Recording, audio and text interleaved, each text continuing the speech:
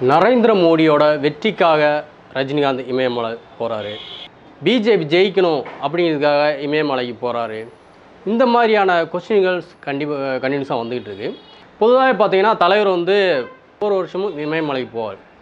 பொதுவாகவே இமயமலை தலைவர் எதுக்காக போகிறாரு அப்படின்னு பார்த்தீங்கன்னா, ஒரு அமைதிக்காக. அங்கே போனால் எனக்கு கொஞ்சம் நிம்மதி கிடைக்கும், கொஞ்சம் பீஸ்ஃபுல்லாக இருக்கும். அங்கே போனால் என் மனசில் இருக்கிற கஷ்டங்கள், துக்கங்கள், பிரச்சனைகள் எல்லாம் தீரும் அப்படின்னு ஒரு நம்பிக்கைக்காக போகிறார். ஸோ ஒருத்தருடைய நம்பிக்கையை நம்ம குறை சொல்ல முடியாது, கெடுக்கவும் முடியாது, அதில் நம்ம தலையிடவும் கூடாது. இந்திய குடிமக்கள் ஒவ்வொருத்தருக்குமே தனக்குன்னு ஒரு உரிமை இருக்குது. அதை யாருமே கேள்வி கேட்க முடியாது. ஆனால் தொடர்ந்து தலைவருடைய இந்த இமயமலை பயணத்தை தொடர்ந்து கேள்வி கேட்கக்கூடிய இந்த மீடியாக்கள், அவரை வச்சு சம்பாதிக்கக்கூடிய இந்த மீடியாக்கள், ஆரம்ப காலகட்டங்களில் என்ன சொன்னாங்க, தலைவர் வந்து இமயமலை போனால் படம் ஹிட் ஆகணும்னு நினச்சி போய் பிரார்த்தனை பண்ண போகிறாரு. அவருக்கு அதை பற்றி அவசியமே கிடையாது. ஒரு படத்தை எடுத்து முடிச்சிட்டாருன்னா அது ஓடும் ஓடாதில் அடுத்தது தான். ஏன்னா எடுத்து முடிச்சாச்சு. அது இமயமலையில் போய் உட்காந்து அப்படியே தியானம் பண்ணால் தான் படம் ஓடும் அப்படிலாம் ஒன்றும் கிடையாது. ஆனால் மீடியாக்கள் தலைவர் இமயமலை போனாலே அவர் இதுக்காக தான் போகிறாரு அப்படின்னு சொல்லி எழுதியே நல்லா சம்பாரிச்சிட்டாங்க. இப்போ எல்லாருக்குமே தெரியும், வேட்டையின் படம் தலைவர் முடிச்சுட்டு அடுத்து கூலி படம், லோகேஷ் கனகராஜ் டைரக்ஷனில் கூலி படம் கமிட் ஆகிட்டார். அந்த படத்தை எடுக்க போகிறார். ஸோ ரெண்டுக்கும் இடைப்பட்ட கேப்பில் இருக்கிற அந்த ஸ்பேஸை வந்து அவர் யூஸ் பண்ணிட்டார். இப்போ இடையில துபாய் போயிட்டு வந்தார். துபாய் போயிட்டு வந்ததுக்கப்புறம் இப்போ இமயமலை போகிறாரு. இமயமலை போகும்போது நம்ம எல்லாருக்குமே தெரியும், மீடியாக்கள் ஃபுல்லாக தலைவர் மேலே தான் ஃபோக்கஸு. அவர் ஏறினா மீடியா, இறங்கினா மீடியா, எங்கே பார்த்தாலும் ஃபோக்கஸ் பண்ணி அதை கவர் பண்ணி அது ஒரு பேசினானா கூட தம்ப்நெயிலில் அப்படி ஒரு பேசினாருன்னு சொல்லி தம்ப்நெயிலில் போட்டுருவாங்க. உள்ளே போய் வீடியோ பார்த்தா அப்படி ஒன்று இருக்கவே இருக்காது. மக்களை உள்ளே வர வச்சு பார்க்க வைக்கிறதுக்காக இந்த தம்ப்நெயில். லாஸ்ட்டாக ஒரு வீடியோ கூட பார்த்தேன். தலைவர் ஏர்போர்ட்லேருந்து வெளியே வரும்போது ஒரு தம்ப்நெயில் போட்டிருக்காங்க. எப்படின்னா, இளையராஜா வந்து காப்பிரைட் கேட்டதுக்கு கடுமையாக விமர்சித்தார் ரஜினிகாந்த் அப்படின்ட்டு. உள்ளே போய் பார்த்தா மீடியா ஒருத்தர் கேள்வி கேட்குறாரு, சார் வேட்டையின் படம் எப்படி போயிட்டுருக்கு, எப்படி வந்திருக்கு அப்படின்னு. தலைவர் சொல்லியிருக்காரு, வேட்டையின் படம் சூப்பராக வந்திருக்கு அப்படின்ட்டு போயிட்டார். இவ்வளோ தான். இதுக்கும் காப்பிரைட்டுக்கும் இளையராஜாவுக்கும் சம்மந்தமே இல்லை. உள்ள அப்படி ஒரு கொஸ்டின் இல்லை. ஆனால் தம்ப்நெயில் மட்டும் பழிச்சுன்னு வச்சிடறானுங்க. ஏன்னா அப்படி வச்சா அதனால் நம்ம எல்லாரும் போய் ஓடி போய் பார்ப்போம் என்ன சொன்னார் அப்படின்ட்டு, அவங்களுக்கு வருமானம் நிறையா வரும் அப்படிங்கிறனால தம்ப்நெயில் வச்சுட்டானுங்க. இப்போ தலைவர் இமயமலை போகும்போது ஒரு நிறைய மீடியாஸ் ஆஸ் யூஷுவல் தலைவர் இமயமலை போகும்போது குமிஞ்சிருப்பாங்க மீடியாக்கள்லாம். ஸோ அப்படி மீடியாக்கள் குமியும் போது பார்த்தீங்கன்னா ஒரு என்ன சொல்கிறது, அது ஒரு மீடியாவா இல்லை ஒரு என்ன சொல்கிறது, அது ஒரு சந்தக்கடையான்னு எனக்கு தெரில. அந்த மாதிரியான ஒரு சம்பவம் தான் தலைவர் வந்து இப்போ ஏர்போர்ட்டுக்கு போகும்போது நடந்தது. மைக் எல்லோரும் மீடியானா எப்படி இருக்கணும், ஒரு லைனை நிப்பாட்டிட்டு அவர் வராரா சார் அப்படின்னு சொல்லி மைக்கை பிடிச்சிக்கிட்டு அவர் வரும்போது அவருக்கு கேப்பு, அவருக்கும் மைக்குக்கு ஒரு கேப்பு, மைக்குக்கும் உங்களுக்கு ஒரு கேப் இருக்கணும். இப்படி தான் இருக்கணும். அதாவது ஒரு மைக் எப்படி பிடிக்கணும்னா இப்படி இருக்கல, இங்கே இருக்கணும் மைக்கு, கரெக்டாக இந்த இடத்துல இருக்கணும் மைக்கு. இங்கேருந்து ஒருத்தர் பேசினாலே சவுண்டு கிளியராக கேட்கும். அதை வாய்க்குள்ளே இப்படி தான் விடணுமா, அதை வாய்க்குள்ளே இப்படி விட்டு இந்த வடிவேல் ஒரு படத்தில் பண்ணுவார்ல, மைக்கை வாய்க்குள்ளே விட்டு கடைசியில் மீடியாக்கெல்லாம் வாய்க்குள்ளே விட்டு ஸ்பாஞ்சு வாய்க்குள்ளே போயிருக்கு. அந்த நிலைமைக்கு வந்துட்டானுங்க போல இருக்குது மீடியாக்கள். நான் எல்லா மீடியாவும் சொல்ல, அந்த பர்டிகுலர் அந்த மூஞ்சில் தலைவரோட ஃபேஸில் அப்படி மைக்கை இடித்து அவர் தலைவர் காரை விட்டு இறங்கி வராரு, வந்து ஒரு ஸ்டெப்பு ஏறிக்காரு. அடுத்த ஸ்டெப்பு ஏறக்குள்ளே மைக்கு அப்படியே வாய்க்குள்ளே அப்படி சட்டச்சன்னு நீட்டுறானுங்க. டக்குன்னு ஏண்டா குத்தி ஏண்டா இன்ஜுரி ஆயிடுச்சுன்னு என்ன பண்ண? சப்போஸ் அத்தனை பேர் இப்படி பண்ணி அவர் ஸ்டெப்பில் கால் வச்சுருக்காரு, கீழே விழுந்துட்டா என்ன ஆகும்? நீங்கள் அதையும் வீடியோ எடுத்து இமயமலைக்கு சென்ற ரஜினி மலையாய் சாய்ந்தார் அப்படின்னு ஏதாவது தம்ப்நெயில் இந்த மாதிரி ஒரு கேவலமான ஒரு தம்ப்நெயிலை போட்டு நீங்கள் வியூஸ் சொல்லி பணத்தை சம்பாரிச்சிட்டு போயிடுவீங்க. ஸோ தலைவரோட ஃபேன்ஸ் அதில் எவ்வளோ பாதிக்கப்படுவாங்க அப்படிங்கிற ஒரு விஷயம் இருக்கு இல்லையா? அந்த கொஸ்டினுக்கு வருவோம். அந்த மைக் அப்படி நீட்டினாங்க, அது ரொம்ப கேவலமான ஒரு விஷயமா இருந்துச்சு. ஒரு மீடியாக்கான ஒரு ஆட்டிடியூடும் இல்லை. நான் என்ன சொல்கிறேன், எந்த ஒரு சேனலாக இருந்தாலும் ஒரு கேமராமேனையோ ஒரு ஆங்கரையோ நீங்கள் சூஸ் பண்ணும்போது அவங்களுக்கு அந்த நாலேஜ் இருக்கா, ஒருத்தர்கிட்ட எப்படி பிஹேவ் பண்ணணும், மைக் எந்த அளவுக்கு நீட்டணும், எப்படி கொஸ்டின் கேட்கணும் அப்படின்னு கேட்டு தெரிஞ்சுக்கிட்டு அதுக்கப்புறம் அவங்கள வேலைக்கு எடுங்க. சும்மா கேமரா தூக்கி வேலைக்கு சேர்க்குறது, எனக்கு பேச தெரியும் அப்படின்னு அவங்ககிட்ட மைக்கை கொடுத்து வாய்க்குள்ளே நீட்டுறது, இதெல்லாம் என்ன பழக்கம்னு எனக்கு தெரில. மீடியா வந்து வர ஏன் இப்படி போயிட்டுருக்குன்னு எனக்கு தெரில. இப்போ நீங்கள் கேள்வி கேட்கலாம், நீ மட்டும் இப்படி பேசுகிறீடா அப்படின்னு. இது என்னோடய கேமரா, என்னோடய ரூமு, என்னோடய வாய், நான் பேசுகிறேன். நான் என் மைக்கு தூக்கிட்டு போய் யார் வாயிலையும் இல்லையே, யார் மூஞ்சிலையும் இடிக்கலையே. இது என் ரூமு, என் இஷ்டம், நான் என்னென்னமோ பேசுவேன். ஓகேவா? ஸோ கமெண்டில் கேள்வி வைக்கிறவங்களுக்கு இந்த ஆன்சர். பவுன்சர் இல்லாமல் ஒரு ஹீரோ, அதுவும் ஏஷியாவிலே டாப் 1 இருக்கிற ஒரு ஹீரோ இப்படி ரொம்ப எளிமையாக வராரு. ஓகே, அதனால் மைக் அப்படி நீட்டு நீ இதே மற்ற ஹீரோஸ் மாதிரி 2-3 பவுன்சரோட வந்தால் மீடியா காலி தூக்கி எரிஞ்சிருப்பானுங்க. அப்போ என்ன பண்ணுவீங்க? நிறைய பேர் இப்படி மாஸ்க்கை போட்டு பொத்திட்டு போகிறாங்க மீடியாவுக்கு தெரியாமல். நீங்கள் தூரத்துலேருந்து ஐயா சாமின்னு கெஞ்சிக்கிட்டு எடுக்கிறீங்க, ஒரு ஃபுட்டேஜாக கிடச்சிடாதான்னு. இவர் வந்து உங்கள்கிட்ட நேராக வந்து பேசுகிறனால உங்களுக்கு அப்படி இலக்காரமாக இருக்குது, வாய்க்குள்ள மைக்கு நீட்டுறது. என்ன இந்த மாதிரி பழக்கத்தெல்லாம் தயவு செஞ்சு விடுங்க. மற்ற ஹீரோஸ் மாதிரி இவரை ட்ரீட் பண்ணாதீங்க. ஏன்னா இவர் வந்து ஐகான், இந்தியாவோட ஐகான். ஓகே, இப்போ நம்ம மேட்ருக்கு வரோம். ஸோ அந்த மீடியாவில் ஒருத்தர் கேள்வி கேட்குறாரு. ஸோ இந்தியாவுக்கு ஆன்மீகம் எந்த அளவுக்கு தேவைப்படுது அப்படின்னு கேட்குறாரு. அவருக்கு தலைவர் சொல்கிறாரு, இந்தியாவுக்கு இல்லை உலகத்துக்கே தேவைப்படுது அப்படிங்கிறாரு. இன்னொரு ஆள் கேள்வி கேட்குறாப்புல, உங்களுடைய ஆன்மீக பயணத்துக்கு அப்புறம் புது இந்தியா பறக்குமா அப்படின்னு. ஏண்டா அவர் ஆன்மீகம் போயிட்டு வர்றதுக்கும் புது இந்தியா பறக்கிறதுக்கு என்ன சம்மந்தம்? போய் நீ போய் ஓட்டு போட்டியா? மைக்கு பிடிச்சிட்டு அன்னைக்கு ஃபுல்லாக இருந்துருப்பேல, நீ போய் ஃபஸ்ட்டு ஓட்டு போட்டியா? இங்கே எத்தனை பேர் ஓட்டு போட்டாங்க? எதுக்கு இவர் இமயமலை போகிறதுக்கும் புது இந்தியா பறக்கிறதுக்கு என்ன சம்மந்தம்? இப்போ என்ன பழைய இந்தியாவாயிருச்சா? புது இந்தியானா இந்தியாவோட பேரை மாற்ற போகிறீங்களா? எனக்கு புரியல. அவர் இமயமலை போயிட்டு வர்றதுக்கு ஒரு சாதாரண மனுஷன் தன்னோட பீஸ்ஃபுல் மைண்டுக்காக இமயமலை போகிறாரு.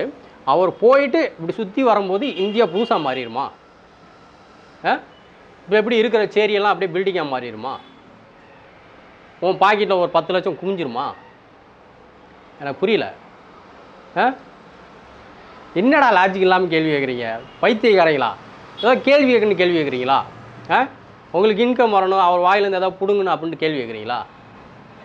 புரியல. இதை விட ஒரு கேவலமான ஒரு விஷயம், அவர் காரில் போகும்போது ஒரு மீடியா கேள்வி கேட்குறாங்க, மீண்டும் மோடி ஜெயிப்பாரான்னு எதிர்பார்க்குறீங்களா சார்னு கேள்வி கேட்குறாரு. அவர் ஜெயிக்கிறதுக்கும் இவருக்கும் என்ன சம்மந்தம்? இவர் ஒரு இந்திய பிரஜை, ஓட்டு போட்டிருக்காரு. ரிசல்ட் வர்றதுக்கு முன்னாடி இந்த கொஸ்டினே கேட்கக்கூடாது. எலெக்ஷன், அதாவது ஓட்டு போட்டதுக்கு அப்புறம் ஒரு மனுஷன்கிட்ட போய் இந்த மாதிரி கேள்வி கேட்குறது தப்பு. அதுவும் மோடி ஜெயிப்பாரா சார் ஏன் மோடி ஜெயிப்பாரான்னு, ஏன் ஒரு காங்கிரஸ் ஜெயிப்பாரான்னு கேள்வி கேட்க மாட்டீங்களா? ஏன் மோடி மேலே குறியாக இருக்கிறீங்க? ஏன்னா பிஜேபி வந்து ஒரு இந்துத்துவத்தை கொள்கையாக கொண்டிருக்கிற ஒரு கட்சி. இவர் வந்து ஆன்மீகம் அப்படின்னு சொல்கிறாரு. ஸோ ஆன்மீகத்தையும் ஹிந்துத்துவத்தையும் முடிச்சு போடுறீங்க. இந்த ஆன்மீகத்துக்கும் ஹிந்துத்துவத்துக்கும் வித்தியாசம் தெரியாத நிறையா முட்டா பசங்க தான் இந்த மாதிரி கேள்வி கேட்பாங்க.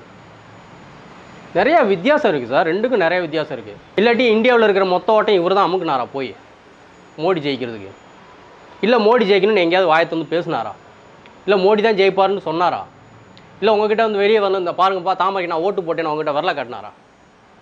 என்னங்கடா அவர்கிட்ட போய் மோடி ஜெயிப்பாரா அப்படின்னு கேள்வி கேட்குறீங்க. அப்புறம் புதிய இந்தியா பறக்குமா அப்படின்னு கேள்வி கேட்குறீங்க.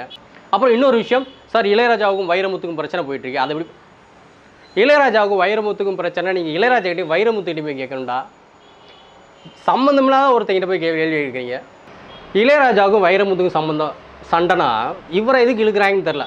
இளையராஜாவுக்கும் வைரமுத்துக்கும் சண்டைனா இவர்கிட்ட தான் கேள்வி கேட்கணும். பிஜேபி ஜெயிக்குதா தோக்கணுமா இவர்கிட்ட தான் கேள்வி கேட்கணும். சார் நாளைக்கு மழை வருமா வராதா இவர்கிட்ட தான் கேள்வி கேட்கணும். சார் இன்றைக்கி வெயில் எந்த அளவுக்கு இருக்குது அவர்கிட்ட தான் கேட்கணும். சார் எங்கள் வீட்டில் குழாய் உடஞ்சிருச்சு அவர்கிட்ட தான் கேட்கணும். எங்கள் வீட்டில் அவர்கிட்ட தான் கேட்பீங்களாடா? எல்லாத்தையும் நீங்கள் அவர்கிட்ட தான் கேட்பீங்களா? எனக்கு புரியல. அவர் மனுஷனா இல்லை கடவுளா?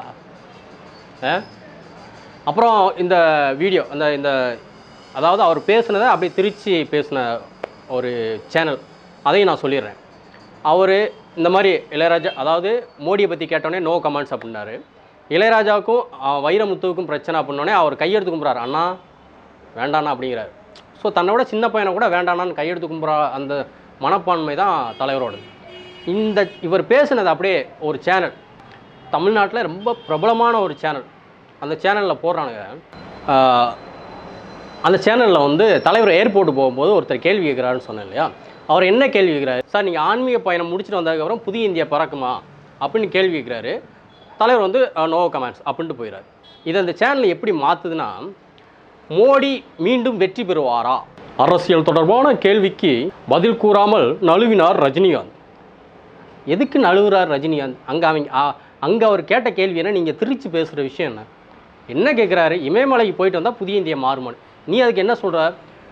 மோடி மீண்டும் ஆட்சிக்கு வருவாரா என்று கேட்ட கேள்விக்கு பதில் சொல்லாமல் நழுவினார் ரஜினிகாந்த். ஏன்டா இப்படி பச்சை திருகுறீங்க? அந்த சேனல் ஆக்சுவலாக ரொம்ப பிரபலமான சேனல். 2000 சம்திங் டயத்துலலாம் அந்த புக்கு வாங்கி நான் படிச்சிருக்கேன். டெய்லி அந்த வாரம் வர புக்கு, டெய்லி வர புக்கு, அவங்க ஃபேமஸான அந்த பத்திரிகையிலேருந்து வர புக்ஸ் எல்லாம் நான் நிறையா படிச்சிருக்கேன். நல்ல விஷயமா சொல்லுவாங்க. இப்போ மீடியாவுக்கு வந்ததுக்கப்புறம் நீங்களே ஏன்டா புழுக ஆரம்பிச்சிட்டிங்க அப்படிங்கிறது என்னோடய கேள்வி.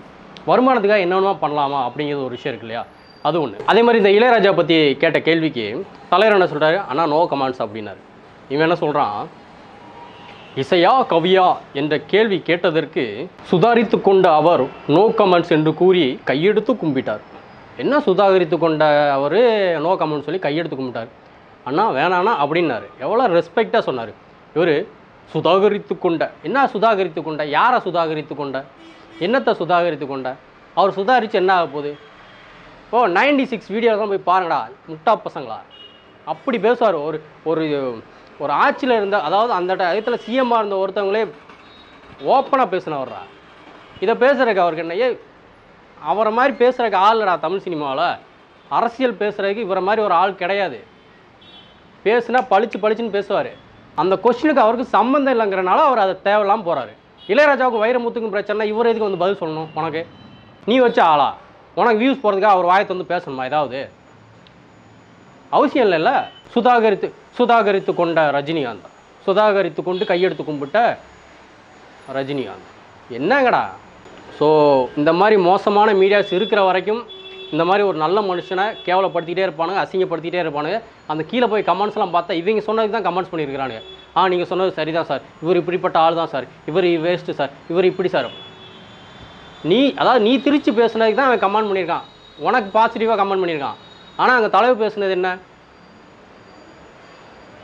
அவர் எதுவுமே பேசலை. பேசாத ஒரு விஷயத்த பேசினார் சொல்லி நீ உன் மீடியாவுக்கு பூஸ்ட் பண்ணிக்கிட்டு வெறுப்பாக இருக்குடா. இந்த விஷயத்த நான் பேசக்கூடாதுன்னு நினச்சேன், ஆனால் பேச வைக்கிறீங்க. அதனால இந்த மாதிரி வியூஸுக்காக கேவலமாக திருச்சி பேசக்கூடிய சில கேவலமான சேனல் இருக்கிற வரைக்கும் இப்படி தான் நாடு நாசமாக போயிட்டுருக்கும். ஸோ எனக்கு வேறு என்ன சொல்லணும்னு தெரில. பாய்.